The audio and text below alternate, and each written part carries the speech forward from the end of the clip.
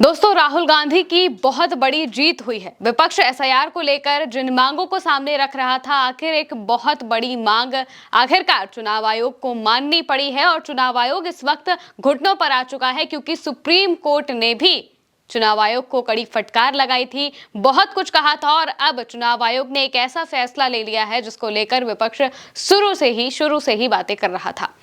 दोस्तों, चुनाव आयोग ने कह दिया है कि अब आधार कार्ड के जरिए भी वोटर लिस्ट में लोग अपना नाम जुड़वा सकते हैं। यानी कि एसआईआर में जिन डॉक्यूमेंट्स का जिक्र किया गया था, जो 11 डॉक्यूमेंट चुनाव आयोग ने अपने बताए थे, उनमें आधार कार्ड, राशन कार्ड जैसे जो आम जो डॉक्यूमेंट्स हैं उन्हें नहीं बताया गया था, उन्हें नहीं लिखा गया था। लेकिन अब आखिरकार चुनाव आयोग को इस बात को मानना पड़ा है कि आधार कार्ड के जरिए भी और वो जो एसआईआर में वोटर वेरिफिकेशन है वो कर सकते हैं, वो करेंगे भी। क्योंकि देखा जाए तो ये पूरा मुद्दा सुप्रीम कोर्ट तक भी पहुंचा था। सुप्रीम कोर्ट में 65 लाख लोगों के जब नाम काटे गए थे एसआईआर की प्रक्रिया के बाद, जो 65 लाख लोगों के नाम काटे गए, ड्राफ्ट सूची आई, इसके बाद बहुत सारे विपक्ष के नेताओं ने सवाल खड़ा किया। इसके पहले से भी एसआईआर के अनाउंसमेंट से भी सवाल शुरू थे, सवाल खड़े हो रहे थे। लेकिन जब जैसे ही 65 लाख लोगों का नाम कटता है, इसके बाद जो गुस्सा है वो और ज्यादा बढ़ जाता है, क्योंकि जिन लोगों के नाम काटे गए उनकी ना तो सूची चुनाव आयोग दे रहा था, ना ही बता रहा था कि वो लोग कहाँ के हैं,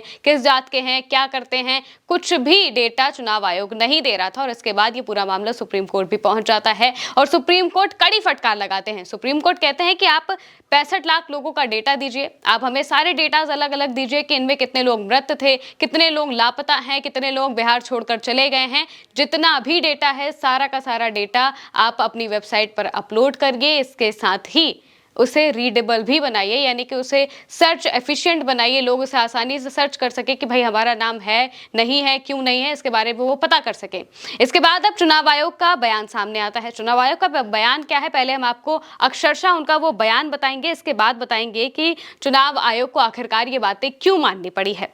दोस्तों, चुनाव आयोग जब सुप्रीम कोर्ट की तरफ से उन्हें मोहलत दी जाती है कि आप 3 दिन के अंदर ये सारी चीजें करिए, इसके बाद चुनाव आयोग को चीजें करनी भी पड़ती हैं। वो अपनी जो वेबसाइट है उस पर सारा का सारा डेटा अपलोड भी करते हैं। इसके बाद एक बात वो और कहते हैं, राज्य जो निर्वाचन अधिकारी हैं, बिहार के जो राज्य निर्वाचन अधिकारी, उनकी तरफ से कहा गया कि ऐसे सभी मतदाता जो ड्राफ्ट सूची में शामिल नहीं हैं, अपने ईपीआईसी नंबर के माध्यम से कारण सहित इस सूची में अपने प्रवेश की जानकारी प्राप्त कर सकते हैं। ऐसे मतदाता जो कि 1 अगस्त 2025 को प्रकाशित ड्राफ्ट सूची में शामिल नहीं है, उनसे संबंधित सूची सभी प्रखंड कार्यालयों, पंचायत कार्यालयों, नगर निकाय कार्यालयों और मतदान केंद्रों पर भी प्रकाशित की जाएगी, जिसके माध्यम से ऐसे मतदाता कारण सहित अपने प्रवेश से संबंधित जानकारी और सूचनाएं प्राप्त कर सके।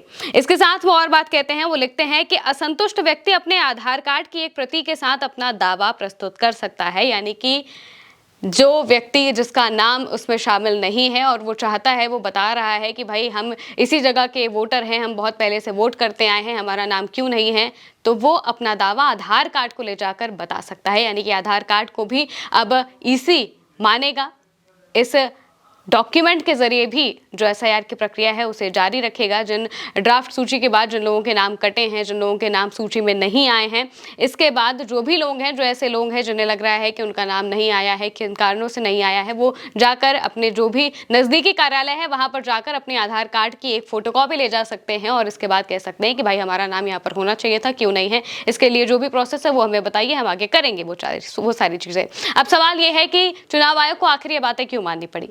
तो दोस्तों, इस देश का जो सुप्रीम कोर्ट है, सुप्रीम कोर्ट ने जब इस बात को मान लिया था, उन्होंने कहा था कि आधार कार्ड एक वैलिड डॉक्यूमेंट है, आप इसे मानिए। एक बार नहीं बल्कि 3 से 4 बार जब भी सुनवाई हुई तब भी सुप्रीम कोर्ट ने यह कहा था कि आधार कार्ड को आप कंसिडर करिए, हम आपसे यही अपील करते हैं। शुरुआत में सुप्रीम कोर्ट ने बहुत अच्छे से चुनाव आयोग के साथ बर्ताव किया, कहा कि आप इसे कंसिडर करिए, लेकिन चुनाव आयोग ने तब भी उनकी बातें नहीं सुनी।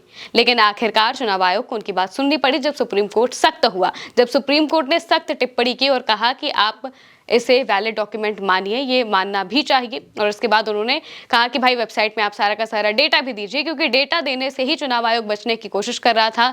कई लोगों के नाम ऐसे कटे थे जो कि जिंदा थे, लेकिन उन्हें मृत घोषित कर दिया गया और उन मृत लोगों को, जिनका नाम सूची में मृत था, उन लोगों को कांग्रेस की तरफ से, आरजेडी की तरफ से सुप्रीम कोर्ट भी भेजा गया था। सुप्रीम कोर्ट में उनकी सुनवाई हुई थी और इसके बाद सुप्रीम कोर्ट ने विपक्ष की तारीफ भी की थी। एक तरीके से अगर कहा जाए तो डायरेक्टली नहीं तो इनडायरेक्टली तो की ही थी कि बहुत अच्छा एनालिसिस किया गया है और जिस तरीके से चीज़ें पेश की गई हैं वो बहुत ज़रूरी हैं। और इसके बाद सुप्रीम कोर्ट ने सारा का सारा डेटा जो पब्लिक है वो करने की बात इसी से कही थी और इसके बाद ये भी कहा था कि वो जो आधार कार्ड है वो एक वैलिड डॉक्यूमेंट है। और ये मांग विपक्ष शुरू से करता आ रहा है कि जब आधार कार्ड ही पूरी दुनिया से आपने लिंक करके रखा है, आपको अगर सिम कार्ड लेना है उसके लिए आपको आधार कार्ड चाहिए, आपको अगर बैंक में खाता खुलाना है उसके लिए भी आधार कार्ड जरूरी है, आधार कार्ड को पैन कार्ड से लिंक करवा रहे हैं, आधार कार्ड हमारी जो स्कूल के जो जितने भी डॉक्यूमेंट्स लगते हैं उनमें जरूरी होता है, तो आखिर जब ये एसआईआर की प्रक्रिया हो रही है इसमें आधार कार्ड को वैलिड क्यों नहीं माना जा रहा है, ये सबसे बड़ा सवाल था। और इसी को अब